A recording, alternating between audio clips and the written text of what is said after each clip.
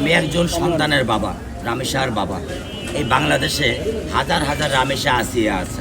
আমি বাবা হিসেবে চাই না এই পুনরাবৃত্তি বাংলাদেশের আর 100 বছরের ভিতরেও ঘটুক।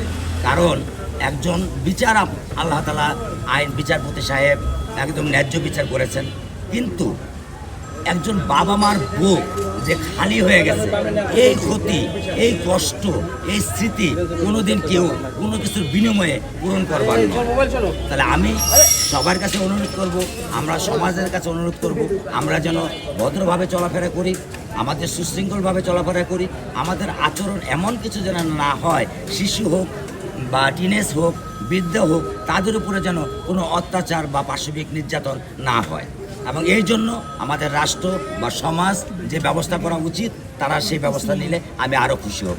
আমি রাব্বুল আলামিনের কাছে শুকরিয়া আদায় করি এবং মাননীয় প্রধানমন্ত্রী, আইনমন্ত্রী, স্বরাষ্ট্রমন্ত্রী, মাননীয় ক্রীড়া প্রতিমন্ত্রী আমিনুল ইসলাম সাহেব, উনি আমাকে সর্বাত্মকভাবে এই বিচারের সাহায্য, সহযোগিতা, বুদ্ধি, পরামর্শ দিয়ে আমাকে সর্বাত্মকভাবে সহযোগিতা করেছেন।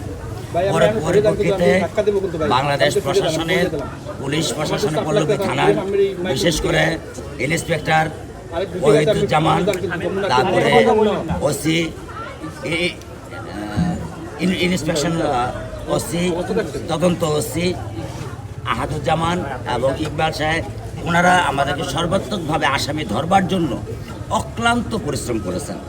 তা না হলে হয়তোবা আমি যতটুকু জানতে পেরেছি যে আসামি আর 2-4 মিনিট হলে মোবাইল ফেলে দিলে তাকে আর ধরাটা খুব কঠিন হয়ে যেত। হয়তোবা পারতেন, কিন্তু সময় লাগতো। দ্বিতীয়ত আমি বলবো, যে রায় দেওয়া হয়েছে সে রায় আপিল বিভাগেও বলবৎ থাকবে এবং দ্রুত থেকে দ্রুত সময়ের ভিতরে এই আসামিদেরকে যে দণ্ড দেওয়া হয়েছে সে দণ্ড কার্যকর করা হবে।